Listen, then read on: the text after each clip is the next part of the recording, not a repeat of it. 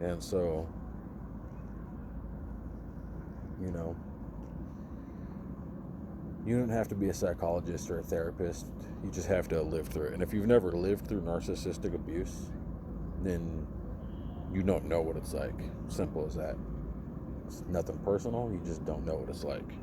That's what I'm going to try to show you. I don't know if you even see that, but,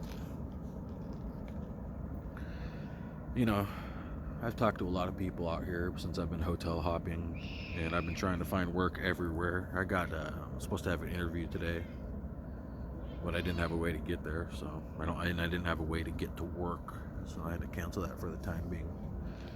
Then it'll change hopefully, and then I also, I met some people today, and he told me to apply for a landscaping job, and pays pretty well, so hopefully I hear back from them because they do on the job training, which I wouldn't mind, doing that. It's hard labor.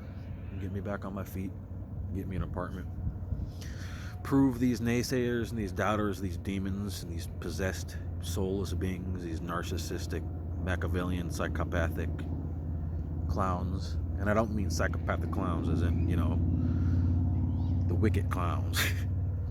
I don't mean juggalos or anything like that. I don't mean a musician band. I don't mean Icy Pete Twisted. I mean these actual psychopathic clowns who believe that they're above everybody else. That includes people like Elon Musk and Donald Trump, Peter Thiel, J.D. Vance. It's not just people in your family, it's everywhere. Politicians are largely narcissists. The business world, look at Bill Gates, Kash Patel. Kash Patel. There's nobody on the Epstein files. I've seen them. I swear. And then he resigns as soon as shit drops. Narcissism. Maybe not psychopathy. Jeffrey Epstein was definitely a psychopath. 100%. And the problem with these narcissistic dark triad cluster B personalities is they're extremely manipulative. They know what they're doing, and they know how to get inside your mind. They know your triggers. They'll spend a minimal amount of time and they'll know your triggers. They also know a lot about psychology, typically. So you have to be aware of these people. They're never in it for your better interest, ever. Yeah, my beard looks like shit. Right now, I don't care. There. There we go. Now I don't look like a meth head. I've never done that shit. I don't agree with using drugs. Don't consider cannabis a drug because it comes from earth and you have the CBD and THC receptors built into your brain. You have to excuse them. Kids are being nerds.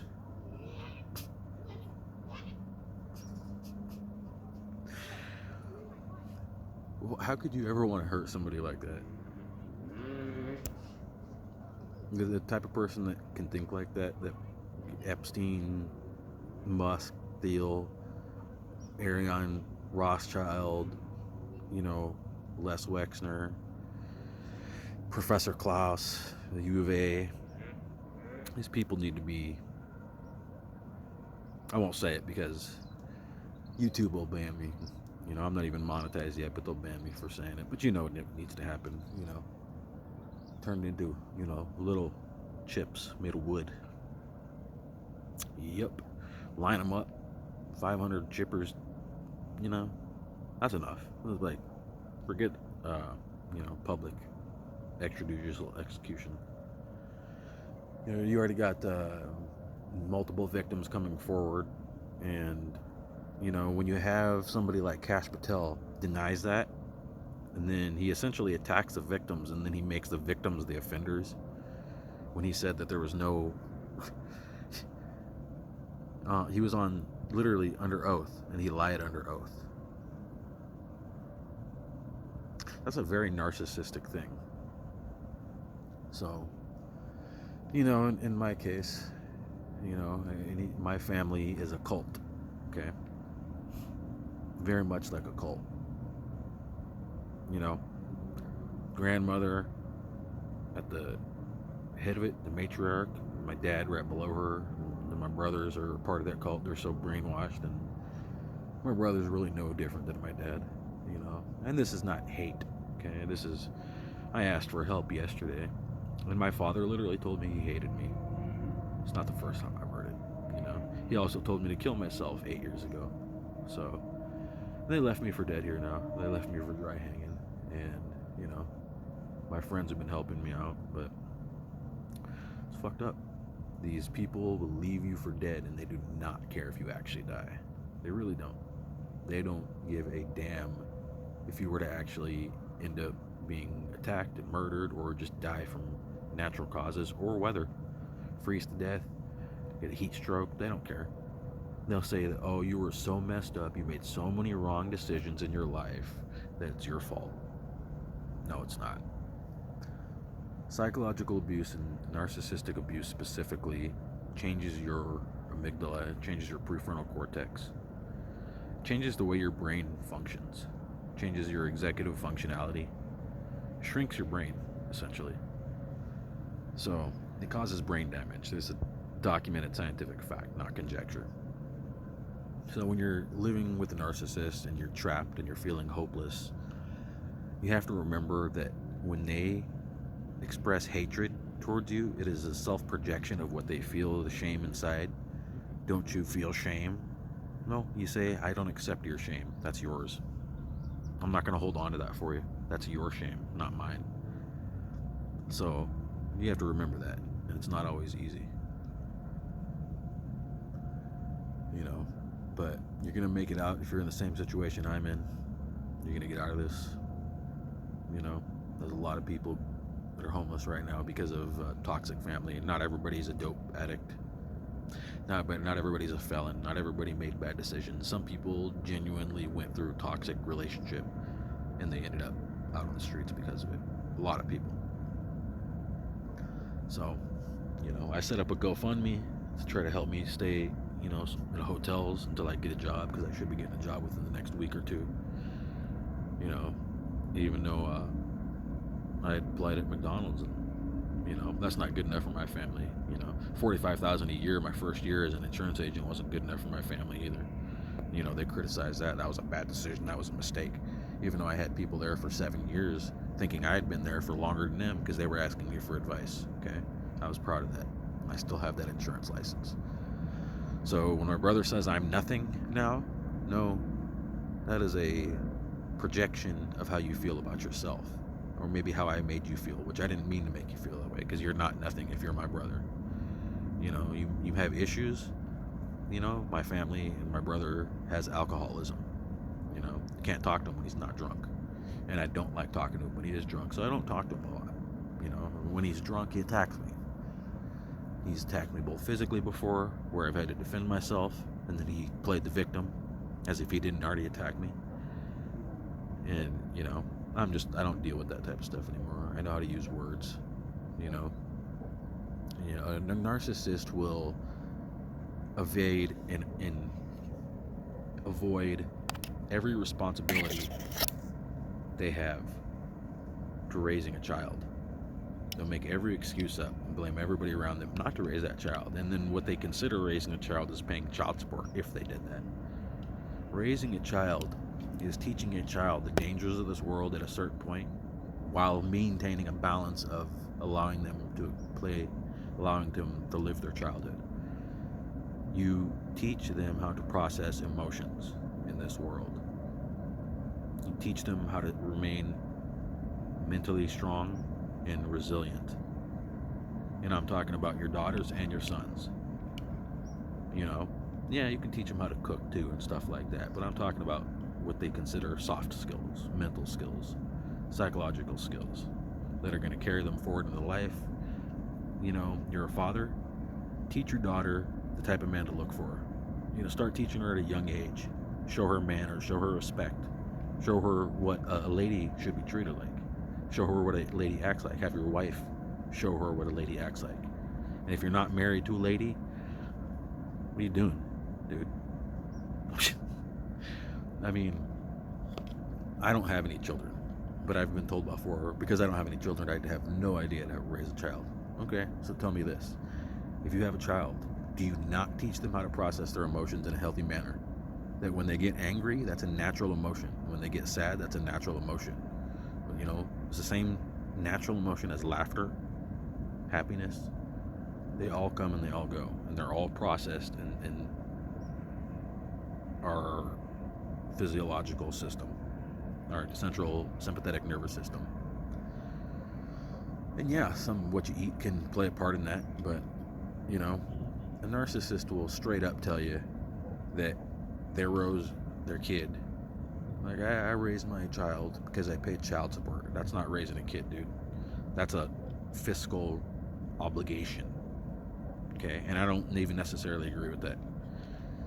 Because what you should have been made to do by the court is take fathering classes, parenting classes as a man. And you should have had to go sit with a bunch of annoying women, prenatal women, you know, that are cackling about, you know, their new baby to be born.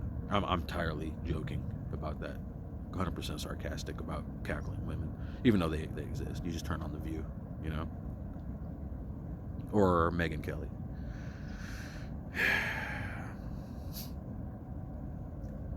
But these narcissists, these psychopaths, these Machiavellians, these cluster B personalities out there, they don't take responsibility for anything, and they take credit for everything. So remember, when they try to take credit for you, for your personality, for your life, for your wins, and then they hold you responsible and tell you messed up for the couple mistakes. Everybody makes mistakes. But a narcissist will hold a magnifier on those mistakes, and they'll sweep all your wins under the rug and claim them as theirs, because you're an extension of them. So remember that. What a narcissist tells you is not true. So, you know, this is not my normal Shaking the Hidden Hand podcast just because of what's going on, but I still went into that, you know. Oh, and speaking of the Epstein files, you search, you heard Tucker and them, that pizza, beef jerky, search ice cream. Because search ice cream and you're going to see some weird shit, like just left the docks. Who the hell transports ice cream on a boat in the tropics? Nobody. Give me a break. Nobody's transporting ice cream on a boat in the tropics from Little St. James. Nor on a plane from Little St. James to Paris for Ariane Rothschild. Ice cream my ass. We know what that is. You people are soulless entities. You're beyond demons. You're an energetic force that needs to be eradicated. And I don't necessarily mean the human beings. But when they're possessed, listen to David Icke. You know, in the simulation, the things that you see in the physical are only a small fraction of what you see. So be aware that these people out there are beyond demons. They're energetic entities. You know, and you listen to David Icke and why this stuff is happening with the cannibalism and the adrenochrome. You have to protect all the kids. It doesn't matter if they're your kid or not. You fucking protect them. You keep them safe. You know, it's like, you don't have to fucking stare at a kid unless you're a fucking moron.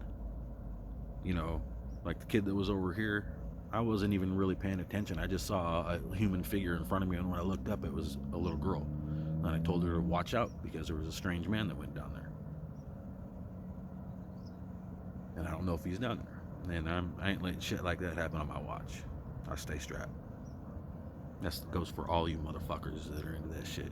All you motherfuckers that have the tendency to want to grab a little kid and fucking run away or do something evil, you can catch heat too. And I ain't talking about Miami. I ain't talking about LeBron in 2012. I'm talking about flames to eradicate you lames. We ain't playing no games. And for all you narcissistic, psychopathic motherfuckers, we don't accept your shame. It's Chris, your host of Shaking the Hidden Hand podcast. And I do have a GoFundMe. I'm not going to put it up here yet because it hasn't gotten any traction, but we'll see if I can keep doing videos.